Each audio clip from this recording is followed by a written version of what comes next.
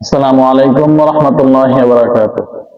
যে যেখান থেকে ভিডিও দেখতেছেন অপরের কাছে পৌঁছাবার নিয়তে আমরা সকলে শেয়ার করি, কারণ হয়তো আমার একটা শেয়ারে একজন উপকার হইতে পারে, অথবা কোনো কঠিন বিপদ থেকে কোনো মানুষ রক্ষা পাইতে পারে।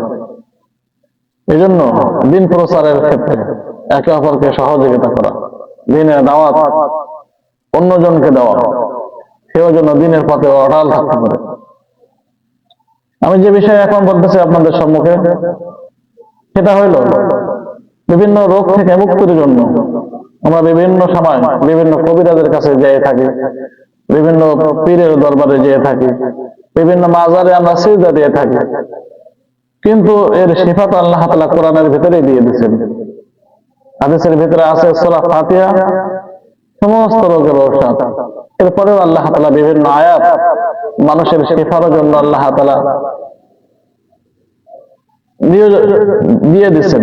এগুলো যদি মানুষ আমল করে তাহলে অবশ্যই অবশ্যই ইয়াকিনের সাথে যদি কোনো ব্যক্তি আমল করে আল্লাহ তাআলা তাদেরকে শিফা দান করবে।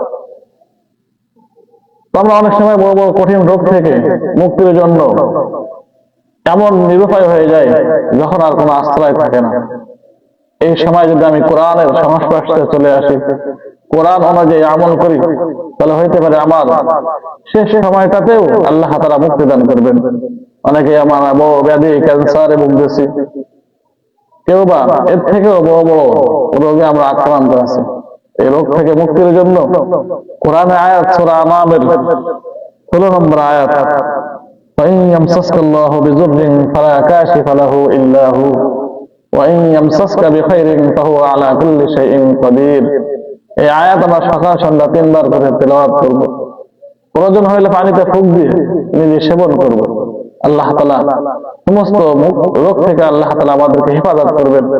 এটা আমরা আমল করি, অপরকে আমল করার জন্য উৎসাহিত করি।